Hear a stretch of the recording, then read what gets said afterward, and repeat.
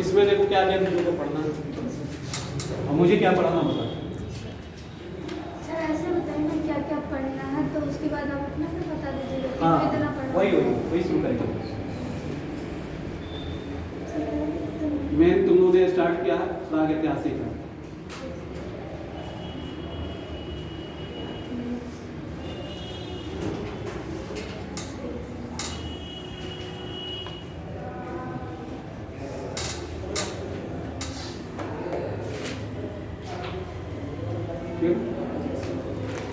इसमें आप लोग पढ़ेंगे उनसे सर से पूरा पाषण का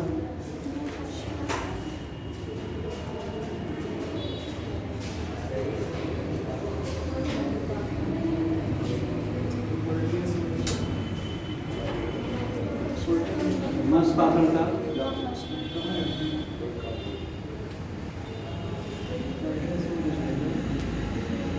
और 9%।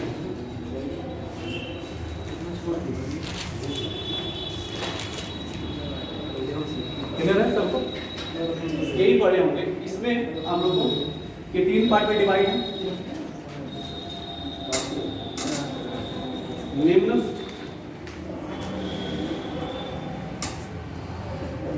पूरा पाषण काल,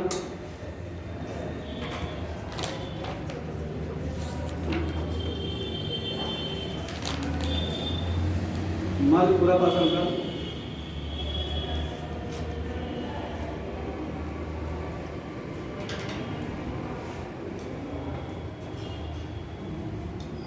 तथा उच्च पूरा पाषण काल। यही है ना?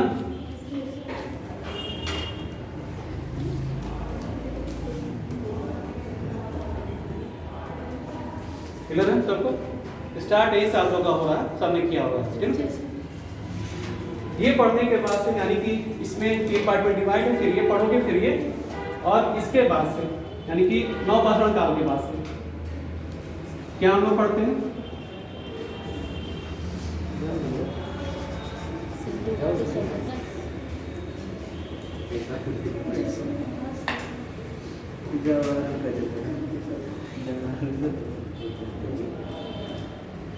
सिंधु सभ्यता या हड़प्पा सभ्यता। ठीक है ना? ये पढ़ेंगे आप लोग। ठीक है ना? एक ही सिविलाइजेशन का कई नाम है। क्यों नाम है? क्योंकि जो पहला स्थल खोजा गया हड़प्पा, तो विद्वानों ने क्या नाम दे दिया? हड़प्पा सभ्यता। ठीक है ना? और सिंधु सभ्यता भी दिया गया। क्यों? क्योंकि स्टार्टिंग में जो स्थल पाए गए वो सिंधु नदी किनारे थे, इसलिए विद्वानों ने क्या नाम दे दिया? सिंधु सभ्यता नाम दे दिया गया। आगे और भी इसके कई नाम दिए गए विद्वानों के द्वारा, जैसे बोलते हैं हम लोग कांस्य युगीन सभ्यता, ब्रॉन्ज सिविलाइजेशन। और ये गांव की सभ्यता नहीं थी, नगरीय सभ्यता थी, इसलिए इसको फर्स्ट अर्बन रिवोल्यूशन भी बोलते हैं, प्रथम नगरीय क्रांति भी बोलते हैं। क्लियर है? आज़ादी के बाद से जब हम लोग आज़ाद हुए 1947 में, उसके बाद से जब उत्खनन हुआ, खुदाई हुई, तो बहुत सारे स्थल और भी पाए गए जो ज़्यादातर क्या आपके सरस्वती नदी किनारे थे। तो विद्वानों ने क्या नाम दे दिया? सरस्वती सभ्यता भी नाम दे दिया इसका। यानी कि एक ही सभ्यता के कई नाम है, ध्यान रखना सब लोग। ठीक है ना? तो इसके बारे में इसके बाद आप लोग पढ़ोगे। क्लियर है सबको? ठीक है ना? जब ये पढ़ लोगे, इसके बाद से आप लोग को आएगा वैदिक काल।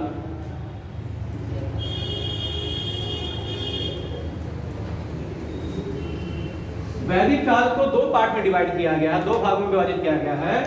एक को बोला जाता है आपको पूर्व या ऋग्वैदिक काल। दूसरे को बुलाता है उत्तर वैदिक काल। उत्तर वैदिक काल। इसका जो समय काल है वैदिक काल का, वो आप लोगों का कब से है? 1500 से 600 BC है, या ईसा पूर्व है। सब लोग जानते हो BC? सब लोग BC जानते हो, ईसा पूर्व जानते हो सब लोग?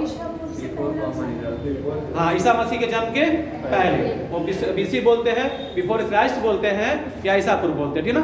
तो इसका जो टाइम पीरियड था वैदिक काल का 1500 से 600 BC है। बाकी तो सर बताएंगे और भी आप लोग को। ठीक है ना? हम हल्का हल्का ब्रीफ में आप लोग को जानकारी दे रहे हैं। ठीक है ना? क्लियर है? अब 2 पार्ट में डिवाइड है। ये कब से कब तक चला? तो ये 1500 से 1000 तक चला। कौन? आपका पूर्व वैदिक काल या ऋग वैदिक काल। 1000 ईसा पूर्व तक ये काल माना जाता है ना। ये जो चला आपका 1000 से 600 ईसा पूर्व तक। क्लियर है? इस काल में ही वेदों की रचना हुई, ठीक है ना। कौन सी वेद की? ऋग वेद की। कुल कितने वेद हमारे? 4 वेद है। सबसे प्राचीन कौन है? ऋग वेद है। इसलिए इस पीरियड का नाम क्या पड़ गया? ऋग वेद काल, क्योंकि इसी काल में इसकी रचना हुई थी ना। एक आंसर है, कैसे हटेगा?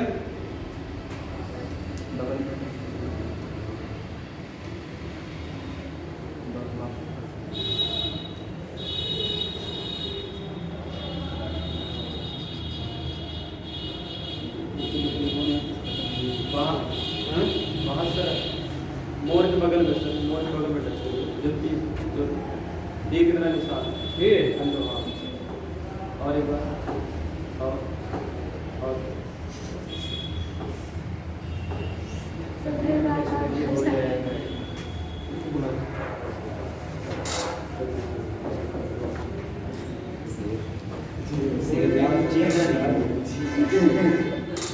ठीक है, क्लियर है? समझ आ सबको? तो इस काल में ऋग्वेद की रचना हुई, इसलिए इसका नाम क्या पड़ गया? ऋग्वेद काल पड़ गया, ठीक है ना। बाकी जो वेद है क्या, कौन कौन सा वेद है? सामवेद, यजुर्वेद और अथर्ववेद की रचना कब हुआ? उत्तर वैदिक काल में। सभी वेदों के अलग अलग ब्राह्मण ग्रंथ हैं, सभी वेदों के अलग अलग अरण्यक हैं, सभी वेदों के अलग अलग उपनिषद हैं। सबकी रचना कब हुआ है? उत्तर वैदिक काल में हुआ। क्लियर सब लोग? तो यानी कि स्टार्ट यहाँ से हो रहा है, फिर आपका सिंधु वैदिक काल में दोनों है, और इसके बाद से किसके? उत्तर वैदिक काल के बाद से क्या पढ़ना है? तो सीरीज कर दे। यहाँ तक क्लियर सब लोग? लिख लो, लिखना हो तो सब लोग। लिख लिए सर।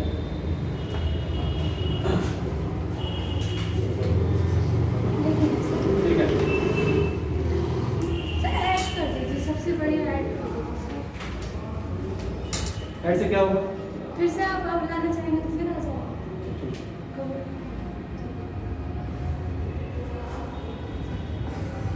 ठीक है, उत्तर वैदिक काल के बाद से, ठीक है ना।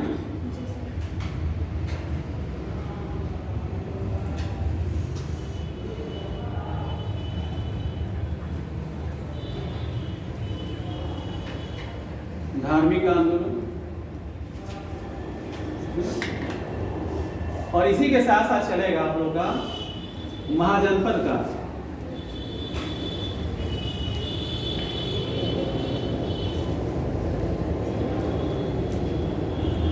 काल तथा मगध का उत्कर्ष।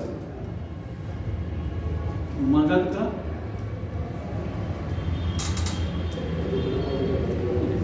ठीक है ना। धार्मिक आंदोलन में 2 धर्म के बारे में हम लोग पढ़ेंगे, सबको पता होगा। बौद्ध धर्म और जैन धर्म, बुद्धिज्म और जैनिज्म, ठीक है ना।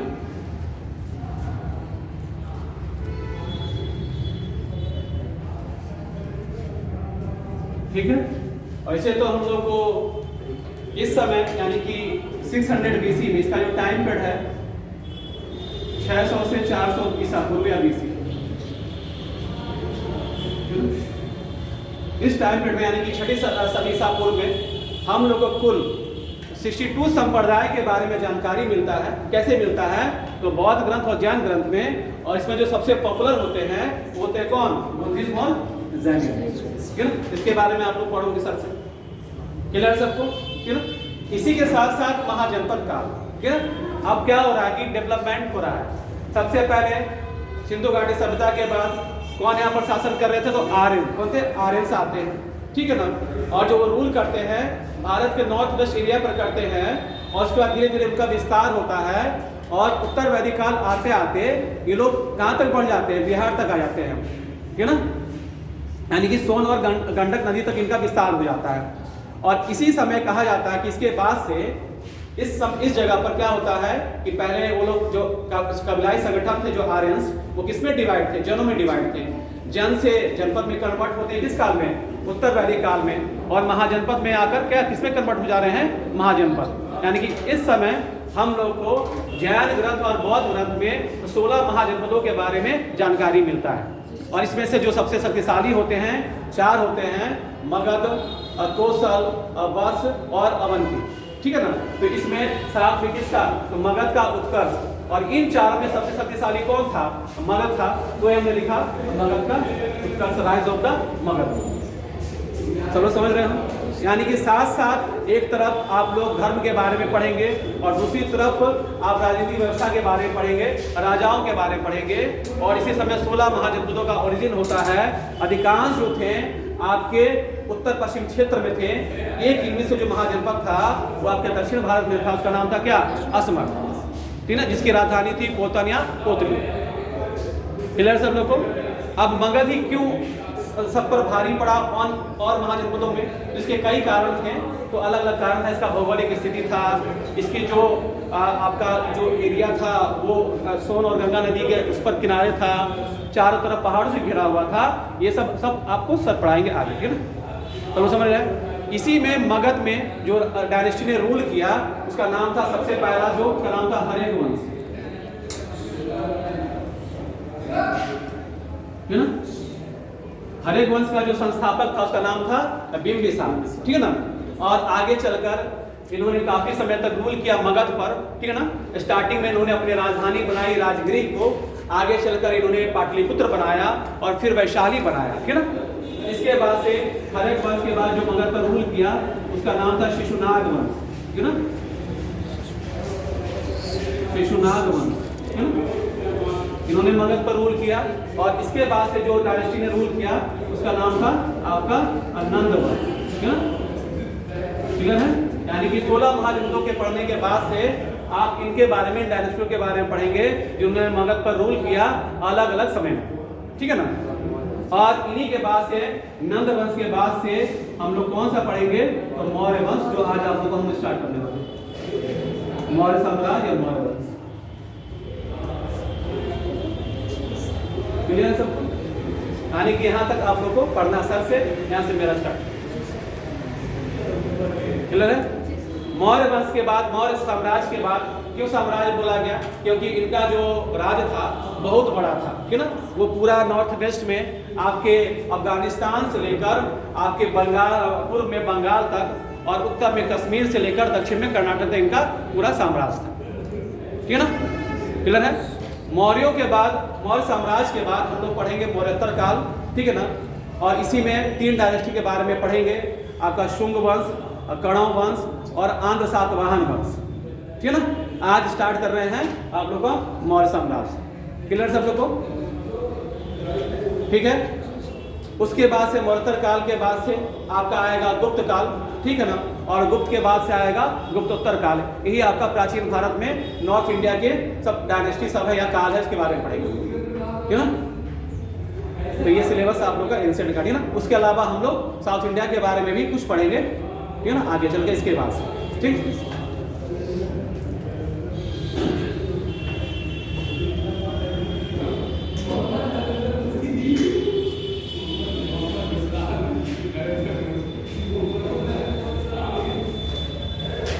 ये क्रम सब लोग को याद रखना है। इन्होंने रूल किया, और नंदों के बाद कौन से आए, आपका मौर्य आए। इन्हीं के बारे में हम लोग पढ़ेंगे, स्टार्ट कर रहे हैं वहाँ थोड़ा सा आपका इंट्रोडक्शन, और फिर अगले क्लास से पूरी तरह से स्टार्ट करेंगे।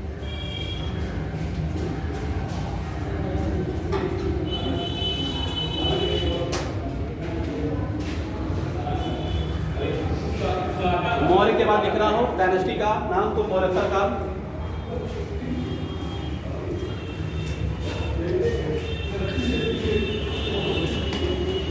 इनका लिख लो मौर्य के बाद, फिर इनके बाद लिख लेना गुप्त साम्राज्य या गुप्त वंश, और इसके बाद से लिख लेना गुप्तोत्तर काल।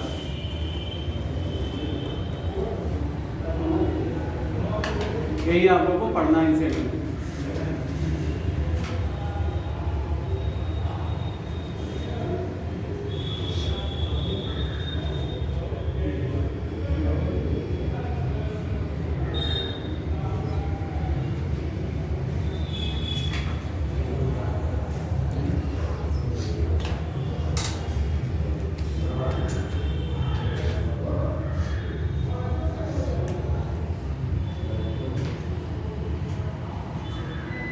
तेज कर दें? जी। देख लो शुरू करते हैं।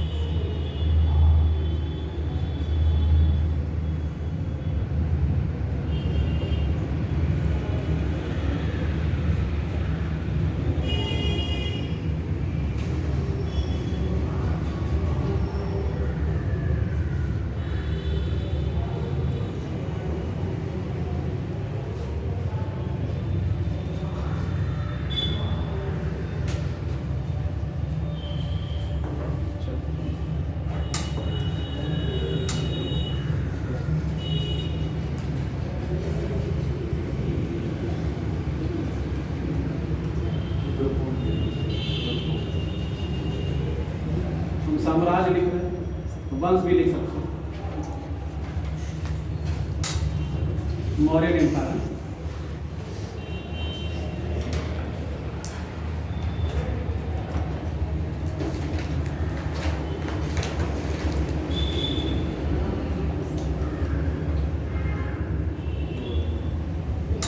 ठीक है। इनका जो टाइम पीरियड था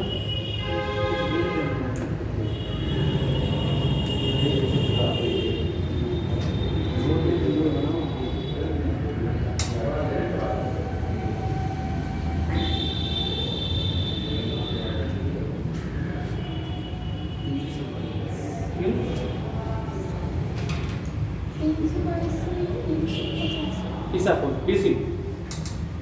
बीसी में हम लोग पीछे की तरफ जाएंगे ना, फिर 0 शुरू होगा, 180, 280, 50, 100, 500, 1000, 2000, 2026, ठीक है ना, ऐसे होता है ना।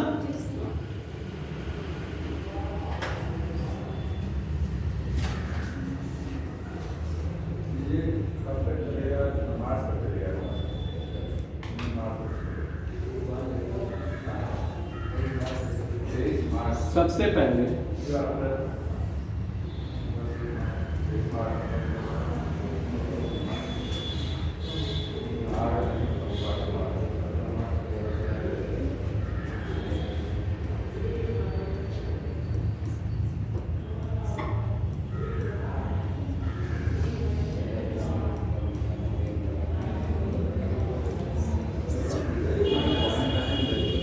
मौर्य इतिहास के जानकारी के स्रोत क्या सोर्सेस हैं, ठीक है ना।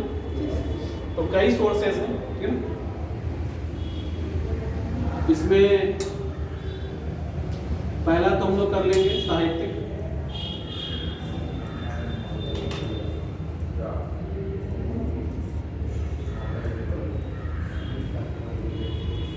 ठीक है। इसमें भी हम लोग कर लेंगे हम लोग का धार्मिक,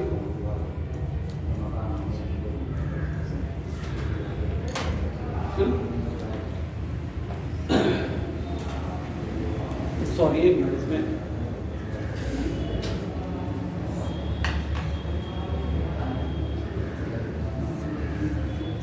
हम लोग करेंगे देसी,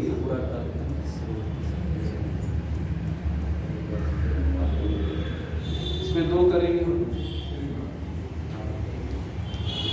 धार्मिक और आपका लौकिक,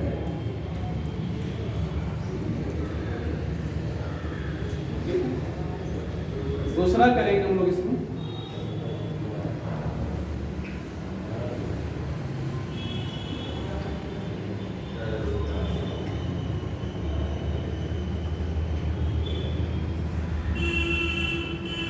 विदेशी विवरण,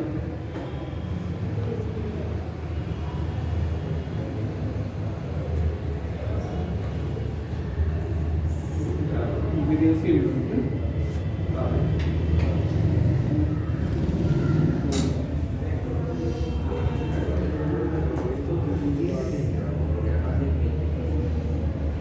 ठीक है।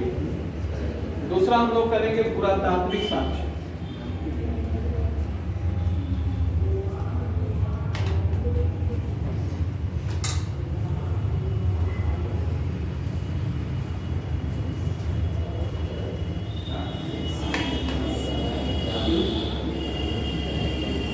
इसमें आपके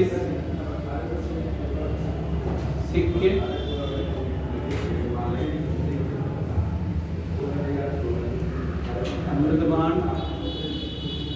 मृदभांड,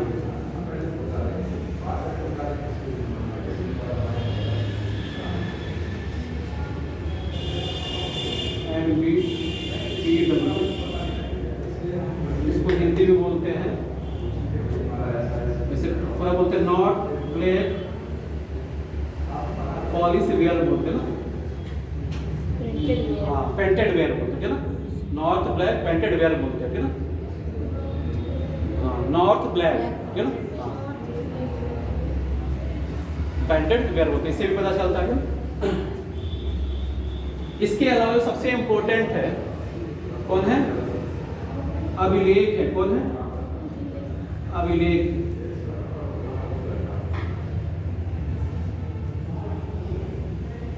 ठीक है ना, अभिलेख में एक इसमें अशोक के पूर्व के अभिलेख, अशोक के पूर्व के अभिलेख,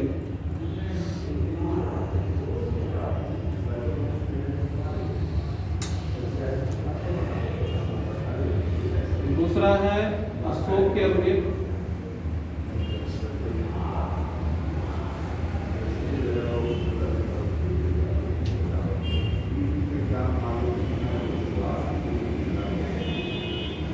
तीसरा है अशोक के बाद के अभिलेख,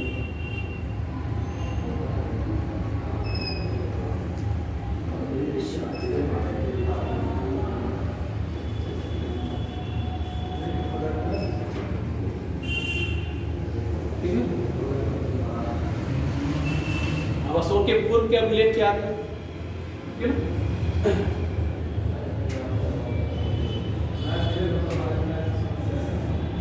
तो इसमें से इस वाले में हम लोग को लिख लेना है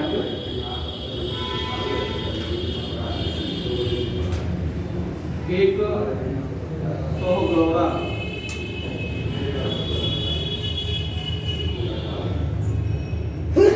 ताम्र पत्र मिला है। कहां से मिला है, तो गोरखपुर से। कहां से, गोरखपुर से, ठीक है ना। ये किसका है, तो चंद्रगुप्त मौर्य का है। किसका है, चंद्रगुप्त मौर्य का। तो ये लिखा अशोक के पूर्व के अभिलेख, तो सोहगौरा ताम्रपत्र, ठीक है ना। एक और मिला है महास्थान, सब लोगों को समझ में आ रहा है।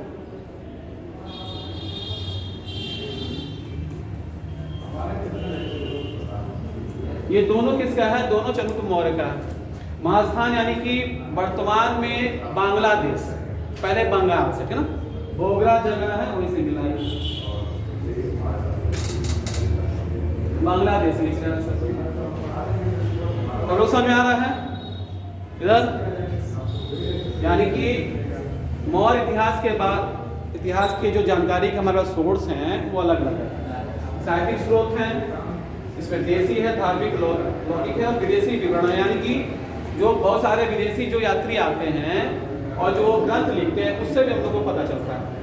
इसके अलावा पुरातात्विक साक्ष्य सिक्के से पता चलता है, मृदभांड से पता चलता है, मृदभांड में NBPW सबसे इसका प्रचलित होता है, उससे पता चलता है। और सबसे जो इम्पोर्टेंट है वो अशोक के अभिलेख, पूरे मौर्य हिस्ट्री के बारे में अशोक के अभिलेख से हम लोग को जानकारी काफी कुछ मिलता है। उसके अलावा अशोक के पूर्व के कुछ अभिलेख थे, जैसे दो हमने लिखाया, सोहगौरा ताम्रपत्र और महास्थान अभिलेख। सोहगौरा गोरखपुर यूपी में लिखना है और महास्थान अभिलेख बोगरा बांग्लादेश में लिखना है। पहले बंगाल, अब हो गया है बांग्लादेश। क्लियर सब लोग को। तो ये हो गया अशोक के पूर्व के अभिलेख। अशोक के अभिलेख के बारे में तो हम लोग चैप्टर में डिटेल में पढ़ेंगे। अशोक के बाद के अभिलेख कौन से हैं? अशोक के बाद के अभिलेख हम लोग को मिलेगा रुद्रदामन का जूनागढ़ अभिलेख। क्या मिलेगा? रुद्रदामन का, तो इसको नीचे में मेंशन कर लेना सब लोग को, यहीं पर इसी के नीचे रुद्रदामन का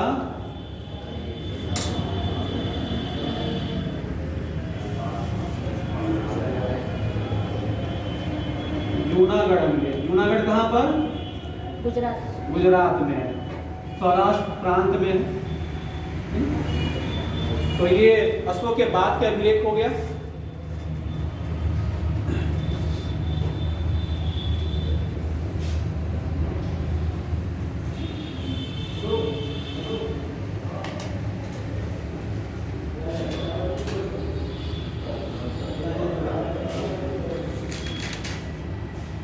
और एक और अशोक का पौत्र था दशरथ।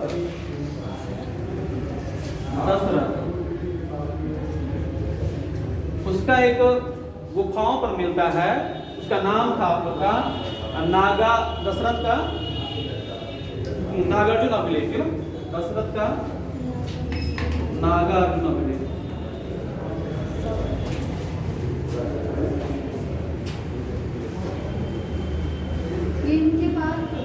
हाँ, अशोक के बाद का, यानी कि ये रुद्रदामन कौन थे, क्या था, सब पढ़ेंगे हम लोग, दे दे करके सब आगे। दशरथ कौन थे भी पढ़ेंगे, क्यों? तो इससे हम लोग को जानकारी मिलता है।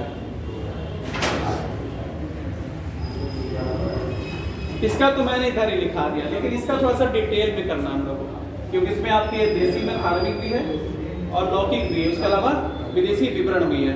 तो फिर आप इसको करेंगे।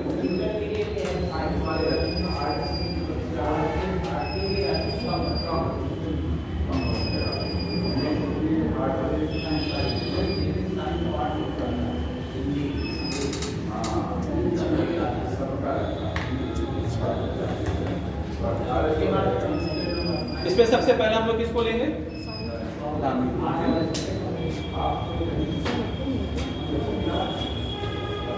ऊपर देख रहे हैं,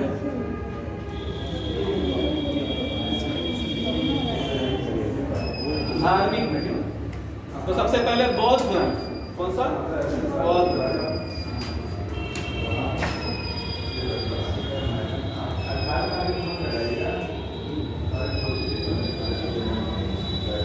अब बौद्ध ग्रंथ में कौन कौन क्या क्या है?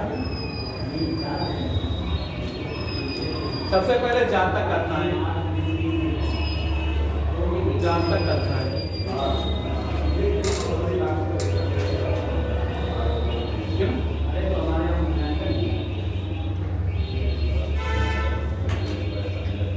फिर दीपवंश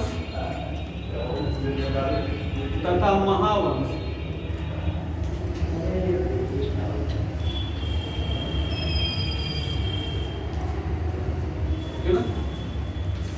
फिर दिग्निकाय,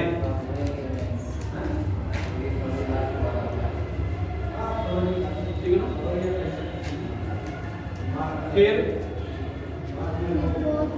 हाँ, ये सब बौद्ध ग्रंथ का नाम सब लिखा है। जातक कथाएं, दीपवंश तथा महावंश, दिग्निकाय, ठीक है।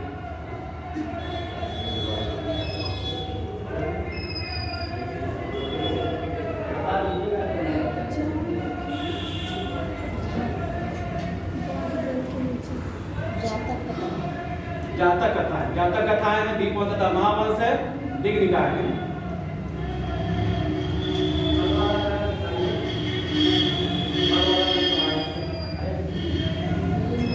मिलिंद पंगो,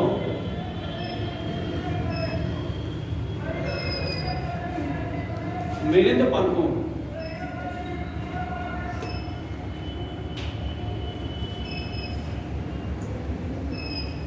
ये कौन लिखो? दिव्या वाला।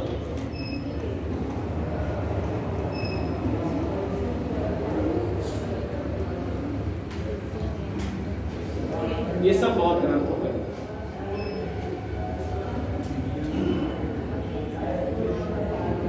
ये सबको मिटा दो।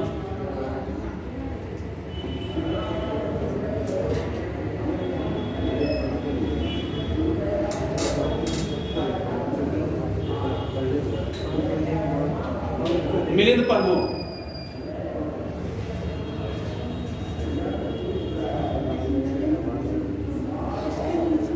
उसके नीचे दिव्यवदा, दिव्यवदा है ना।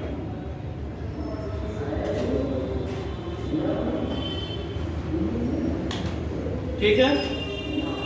दूसरा जैन ग्रंथ, इसको इरेज कर दे, इसको इरेज कर दे, ये वाला।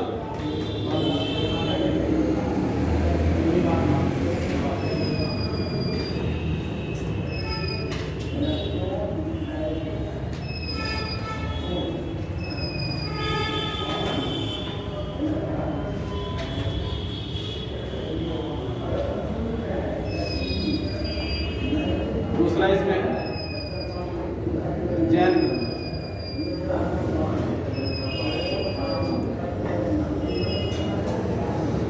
जैन ग्रंथ में कल्पसूत्र,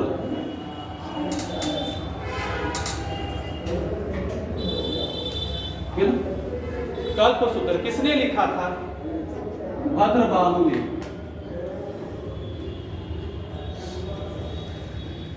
राइटर का नाम भद्रबाहु। ये सब के राइटर नहीं मिलते हैं, इसलिए नहीं लिखाया।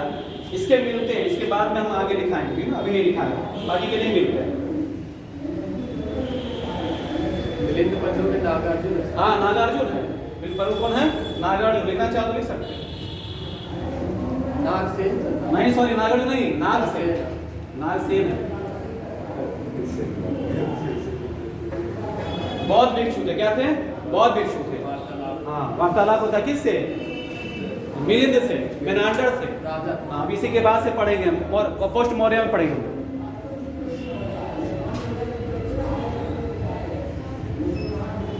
ठीक है ना। दूसरा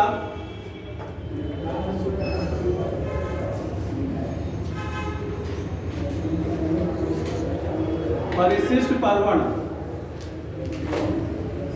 किसने लिखा? हेमचंद्र ने।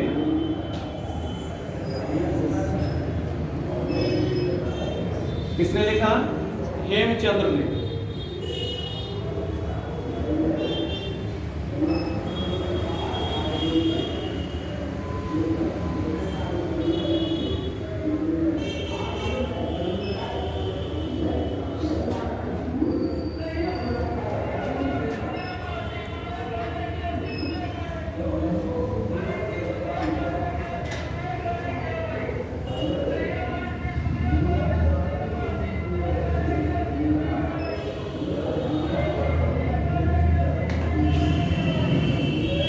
हम लिखना नहीं।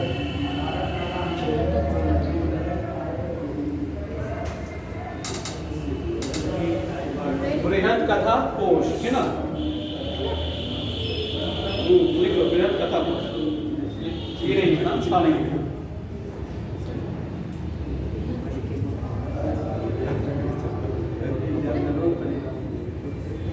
अब लिखो, किसने लिखा?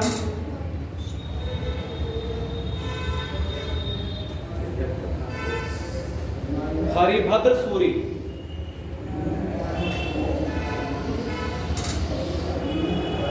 हरिभद्र सूरी, बस इतना ही लिखना है इसमें।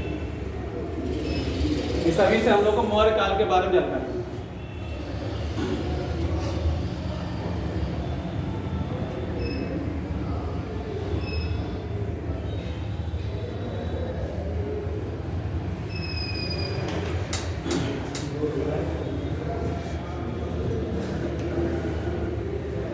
ठीक है।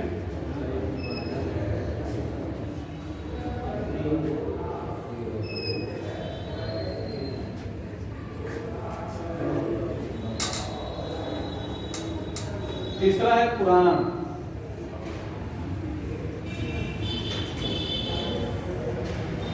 पुराण में जो सबसे फेमस है, जो मौर्य काल के बारे में जानकारी मिलती है, विष्णु पुराण। कौन सा है? विष्णु पुराण है ना।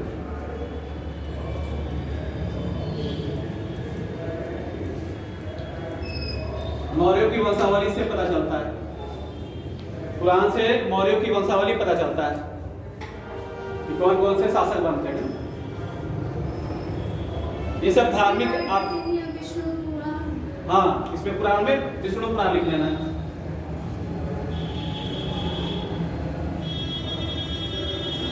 तो धार्मिक आपके ग्रंथ में सब ये सब हो गया, बौद्ध धर्म के ग्रंथ, जैन धर्म के ग्रंथ और पुराण हो गया, ठीक है ना।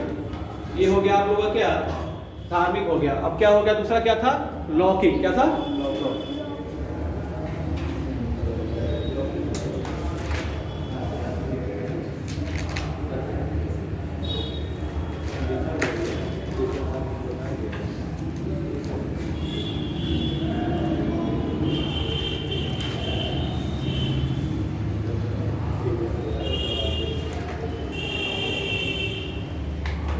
लौकिक में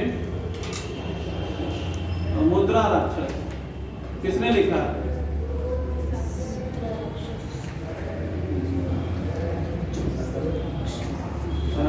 विशाखा दत्त। हाँ विशाखा दत्त ने, किसने लिखा, विशाखा दत्त ने।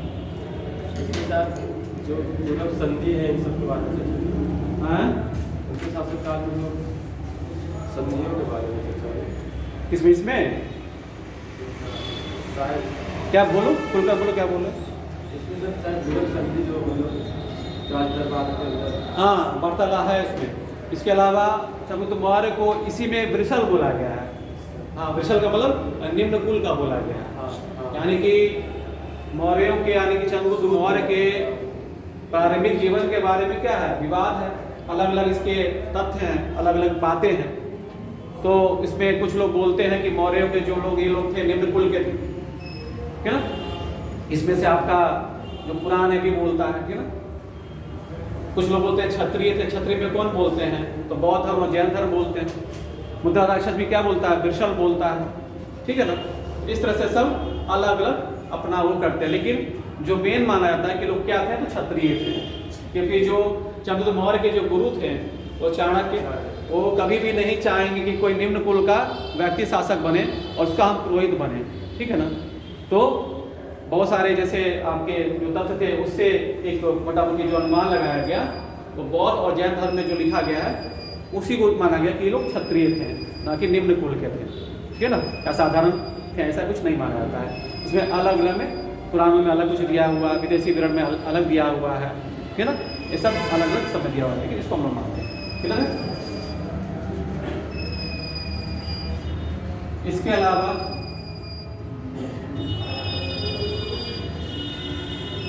तमिल साहित्य है,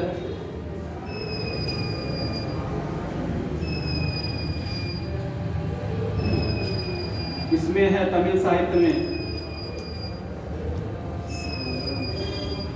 उसका नाम है अहनापुरूर करके है,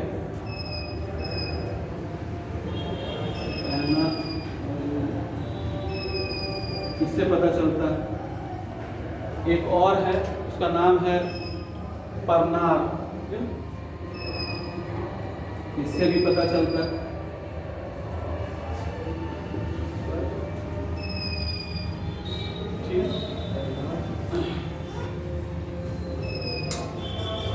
कश्मीर का इतिहास लिखा गया ना, तो अशोक को बोला जाता था कि अशोक ने ही श्रीनगर का स्थापना किया था, ठीक है ना। कैसे पता चलता, तो मेन एक ग्रंथ है, कल्हड़ एक थे, ठीक है ना, इतिहास का, उन्होंने एक ग्रंथ लिखा था राजतरंगी, उससे भी पता चलता है। उसके अलावा और भी है, जैसे एक है कथा सरित सागर, ठीक है ना, उससे भी पता चलता है। इसके अलावा अमृत कथा मंजरी, उससे भी पता चलता है हम लोग, ठीक है ना। तो सब भी दोनों लिख सकते हो।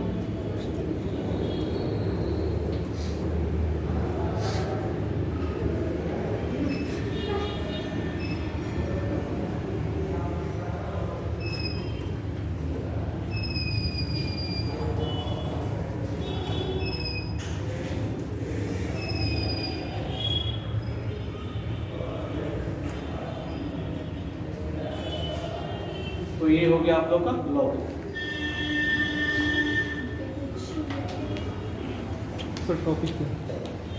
टॉपिक है मौर्य एम्पायर, मौर्य साम्राज्य,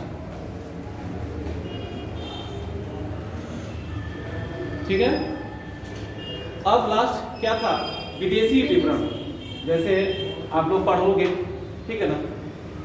यानी कि मौर्यों के पहले भारत पर, भारत के नॉर्थ वेस्ट पर, यानी कि उत्तर पश्चिम क्षेत्र पर किसका आक्रमण हुआ था, तो अलेक्जेंडर सिकंदर का आक्रमण हुआ था, ठीक है ना। इस समय भारत पर कौन रूल कर रहा था, तो नंद वंश के डायनेस्टी शासन कर रहे थे, जी सर। नंदों में कौन था? तो धनानंद था। आप लोग पढ़ोगे, ठीक है ना। उसके बाद से और आप लोगों को क्लियर होगा जब हम लोग नेक्स्ट क्लास में पढ़ेंगे इसके बारे में तब, ठीक है ना। तो सिकंदर जब भारत के उत्तर पश्चिम क्षेत्र पर आता है, अर्पण करता है, तो बहुत सारे जो विदेशी यात्री उसके साथ आते हैं और उसके बाद भी आते हैं, तो उनके विवरण से भी हम लोग को मौर्य साम्राज्य या मौर्य वंश के बारे में जानकारी मिलता है, ठीक है ना। इसमें से बहुत सारे थे, जैसे प्लूटार्क था, ठीक है ना, एरियन था, प्लिनी था, ठीक है ना, आपका डियोडोरस था, ठीक है ना, नियार्कस था, ठीक है ना। और चंद्रगुप्त मौर्य के दरबार में एक यात्री आता है, एम्बेसडर आता है, राजदूत आता है, क्या नाम था उसका? मेगास्थनीज, ठीक है ना। तो उसके भी विवरण से उसने एक ग्रंथ लिखा, कौन सा? इंडिका, है ना। उससे भी हम लोग के पाटलिपुत्र के नगर प्रशासन के बारे में, ठीक है ना, यहाँ के अर्थव्यवस्था के बारे में, यहाँ के समाज के बारे में जानकारी मिलता है। तो विदेशी विवरण में इन्हीं सब का नाम लिखना है, ठीक है ना। प्लूटार्क, जस्टिन, आपका प्लिनी, नियार्कस, ठीक है ना, ये सब जो थे इनका मेंशन कर लेना विदेशी विवरण, ठीक है ना। तो हम बोल रहे हैं, लिख लो सब लोग विदेशी विवरण करके।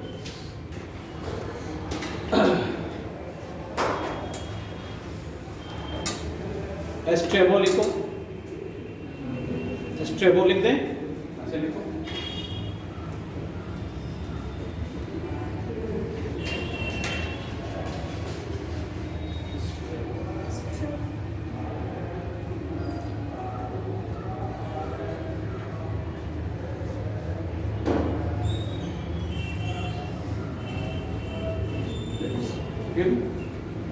फिर लिखो जस्टिन,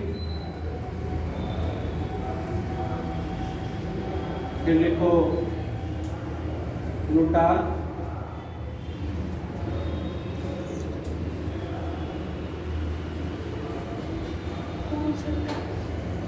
लिख दे रहे हैं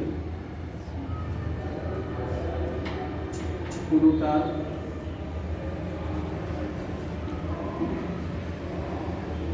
नियार्कस,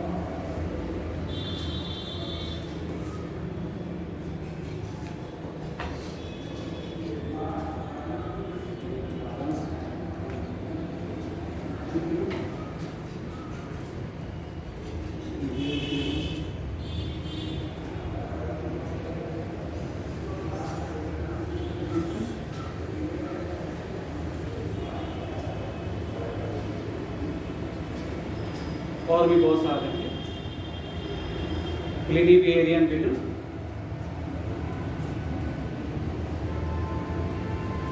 इतना ही रहने का, बाकी और एक्सेट्रा कर लेना, बाकी और भी उतना ही काफी। बाकी मेगास्थनीज तो था।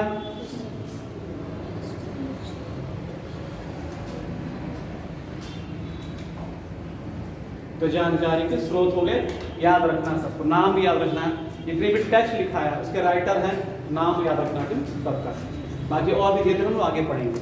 अभी तो कई तुम लोग के जो टेक्स्ट हैं पहले ही तुम लोग को राइटर पता चल जाएंगे जब पढ़ोगे बौद्ध धर्म, जैन धर्म, है ना। उसमें कई चीज़ याद हो जाएंगे, फिर आगे हम लोग पढ़ेंगे तो और भी कई तुम लोग को पता चलता जाएगी। वो सब याद रखना है। सब राइटर का किसने क्या, विशाख दत्त ने क्या लिखा, तो मुद्रा राक्षस भी लिखा, एक और ग्रंथ लिखा, ये भी चंद्रगुप्तम भी लिखा, ठीक है ना। यहाँ पर हमने मेंशन नहीं किया क्योंकि उससे नहीं पता चलता इस वंश का, वो दूसरे गुप्त वंश के बारे में हमको पता चलता है, ठीक है ना। तो वो है, ऐसे बहुत सारे और भी बौद्ध ग्रंथ हैं जो यहाँ पर मेंशन नहीं है। वो बौद्ध जब धर्म पढ़ेंगे आप लोग, उस दिन पढ़ेंगे तो उसमें सब लोग पढ़ेंगे, तो सबके राइटर का किसमें क्या चीज़ मेंशन है, डिस्क्राइब किया गया, ये सब आप लोग माइंड रखना है। आ रहा समझ सबको? चलो ये हो गया आप लोग का विदेशी विवरण। अब थोड़ा सा बात कर लेते हैं कि इसकी उत्पत्ति का, कि मौर्यों की जो हमने थोड़ा सा बताया उसके बाद फिर शुरू कर देंगे सर। पूरा मिटा दें, हाँ ऐड कर दिए, रूबी मिट गया ना। चलो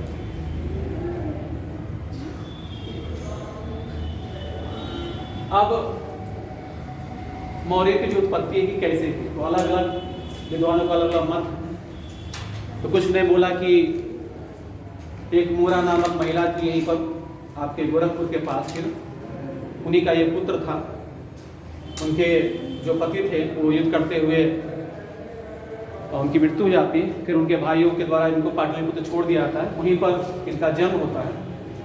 जन्म के बाद ये एक गोपालक थे, वो पालन पोषण इनका करते हैं। उनसे शिकारी एक था वो खरीद लेता है, शिकारी के पास चले जाते हैं। शुरू से ही बहुत ज़्यादा प्रतिभाशाली थी, ठीक है ना। और आगे चलकर कहा जाता है कि ऐसे ही एक दिन ये खेल खेल रहे होते हैं। खेल का नाम था राजकिलम, ठीक है ना। खुद अपने एक शिला पर बैठे होते हैं और बहुत सारे जो बच्चे हैं वो नीचे होते हैं। उनकी एक्टिविटीज़ को उसी समय वहाँ से गुजर रहे होते हैं कौटिल्य या चाणक्य, ठीक है ना। इस बालक की एक्टिविटीज़ को देखते हैं, ठीक है ना, और बड़ा ही प्रभावित होते हैं और उस बालक को अपने साथ कहाँ ले जाते हैं, तक्षशिला, ठीक है ना। तक्षशिला जो है सबसे पूरे विश्व का सबसे प्राचीन विश्वविद्यालय है, ध्यान रखना सब, ठीक है ना। और यहीं पर ये शिक्षक भी होते हैं कौन, चाणक्य।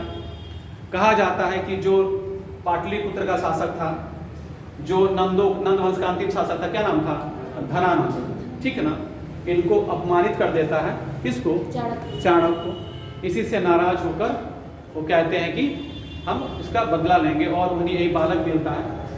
इसे शिक्षा दीक्षा देते हैं कहाँ पर, तक्षशिला पर। वहीं पर ये निपुण हो जाता है शस्त्र में भी, सब में, ठीक है ना। और आगे चलकर, ठीक है ना, अपने गुरु की सहायता यानी चाणक्य की सहायता से अंतिम नंद वंश के शासक, ठीक है ना, धनानंद की हत्या करके एक नए वंश की स्थापना करते हैं, मौर्य वंश की, ठीक है ना।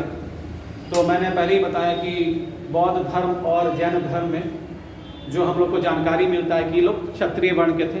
ये बाकी पुराणों में या मुद्रा राक्षस में वृषल बोला गया, पुराणों में निम्न कुल का बोला गया, विदेशियों के द्वारा भी साधारण कुल का बोला गया, ऐसे बताया गया है।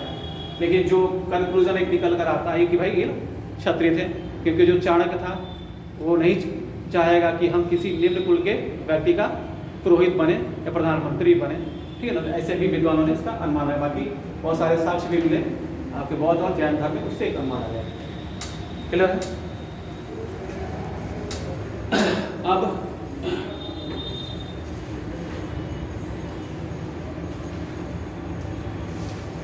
थोड़ा सा इनके बारे में देख लेते हैं। एक मैप मैं बना देता हूँ पहले।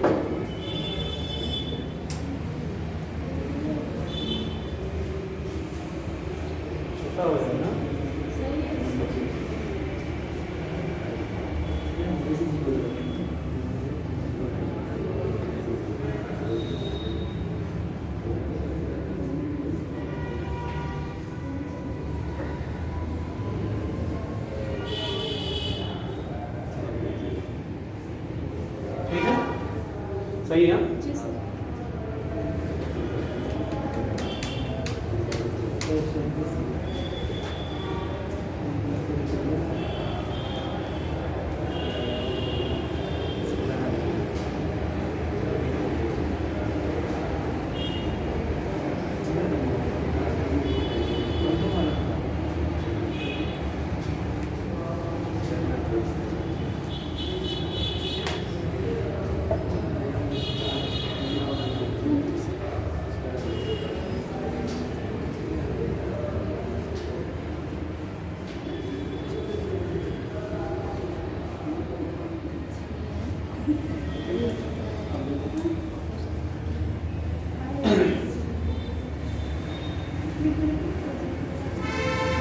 आगे से थोड़ा सा इसके बारे में हल्का सा वो कर लेते हैं, फिर चलो मौर्य को हम लोग आगे हैं।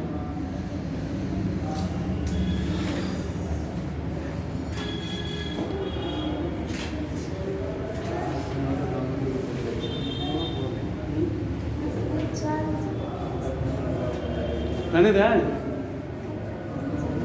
4:30 होगा सीमा हो, और आधा घंटा पड़ा नहीं। चलो ठीक है, तो नेक्स्ट क्लास में करते हैं। मतलब अब तुम लोग पढ़ लोगे जो सर से ना, फिर वो समझ में चीज़ें। हाँ, इसको कर लेना अपना काम फिर सब लोग। बाकी जब उनका खत्म हुआ तो मेरा सुना, यानी कि आप लोग वहाँ तक पढ़ लोगे, कहाँ तक, नंद वंश तक पढ़ोगे, तो पूरा क्लियर हो जाएगा। मैं थोड़ा सा बैकग्राउंड तुम से पूछूंगा, फिर यहीं पर आ जाएगा, यहीं से शुरू कर देना, यानी कि मैप बना लेना सब लोग ऐसे, यानी कि इसमें शामिल होगा वर्तमान का पाकिस्तान भी और अफगानिस्तान भी, क्योंकि इनका जो साम्राज्य था पूरा अफगानिस्तान से लेकर पूरब में बंगाल तक, यानी कि बांग्लादेश तक वर्तमान के, और उत्तर में कश्मीर से लेकर साउथ में कर्नाटका तक इनका पूरा साम्राज्य था। इधर वेस्ट में और फिर गुजरात तक। क्लियर है? चलो।